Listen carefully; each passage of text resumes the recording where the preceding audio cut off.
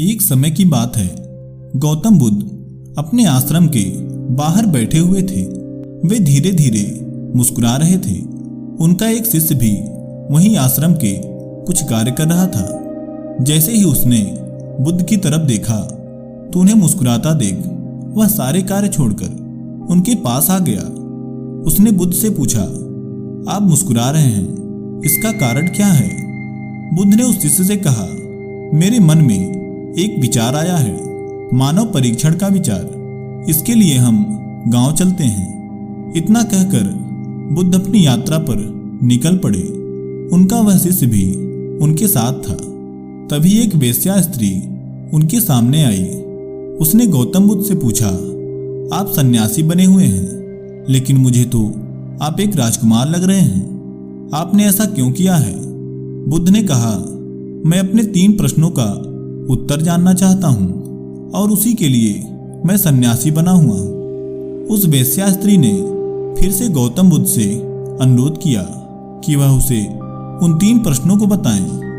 तब बुद्ध ने उससे कहा, व्यक्ति का शरीर शुरुआत में तो युवा रहता है, वह देखने में बड़ा आकर्षित लगता है, लेकिन जैसे जैसे समय बीतता जाता है तो उसका शरीर बुढ़ापे की ओर बढ़ने लगता है। इसके बाद वह बीमार होता जाता है और अंततः मृत्यु को प्राप्त हो जाता है। इसलिए मैं बुढ़ापा, बीमारी और साथ साथ मृत्यु के कारणों को जानना चाहता हूँ और इसी उद्देश्य से मैं सन्यासी बना हूँ। स्त्री उनकी बातों से बड़ी प्रभावित हुई और उन्हें अपने घर भोजन करने का निमंत्रण भी दिया। धीरे धीरे यह खबर गांव वालों तक पहुंची। उन्होंने एक योजना बनाई। वे गौतम बुद्ध के पास गए और उनसे कहा, वह स्त्री जिसने आपको भोजन के लिए निमंत्रण दिया है वह तो एक चरित्रहीन स्त्री है। कृपया आप उसके घर ना जाएं। गौतम बुद्ध ने उनसे पूछा, क्या गांव के सरपंच यहाँ मौजूद हैं? तब किसी ने उत्तर दिया, हाँ। बुद्ध ने सरपंच को बुलाया और उससे इस बात की सच्चाई जानने की कोशिश की कि वह स्त्री चरित्रहीन है या नहीं। सरपंच ने भी गांव वालों की बात को ही दोहराया। उसने भी उस स्त्री को चरित्रहीन ही बताया।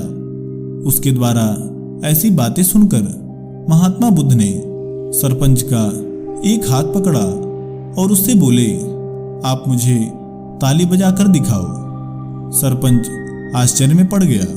वह हैरान रह गया। उसने कहा, यह कैसी बात है? यह तो संभव ही नहीं हो सकता। भला कोई एक हाथ से ताली कैसे बजा सकता है? तब गौतम बुद्ध बोले, जिस प्रकार एक हाथ से ताली नहीं बजाई जा सकती, ठीक उसी प्रकार से यदि आप कहते हैं कि वह स्त्री चरित्रहीन है, तो ऐसा कैसे हो सकता है कि वह अकेले ही चरित्रहीन हो?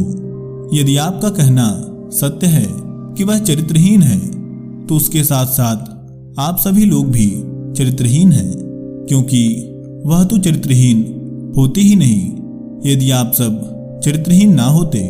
अर्थात मुझे तो अब यह चाहिए कि मैं आपके घर भी न आऊं। महात्मा बुद्ध की बात सुन सभी गांव वालों का सर लज्जा से झुक गया।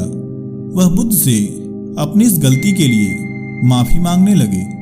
इसके बाद बुद्ध उस स्त्री के घर भी गए और उसके घर भोजन भी किया। मित्रों, यह कहानी हमें सिखाती है कि जब तक हम स्वयं को ना देख लें कि हम कहीं से भी चरित्रहीन नहीं हैं, हमारा आचरण किसी के प्रति बुरा नहीं है, तब तक हमें यह अधिकार नहीं है कि हम किसी को चरित्रहीन कहें। किसी को ऐसी बात कहने से पहले हमें अपने आचरण को शुद्ध करना चाहिए और अपने मन को पवित्र करना चाहिए। तो मित्रों, उम्मीद करते हैं आपने इस कहानी से कुछ न कुछ जरूर सीखा होगा। ऐसे ही ज्ञानवर्धक वीडियोज के लिए चैनल को सब्सक्राइब जरूर करें। आपका बहुत बहुत धन्यवाद।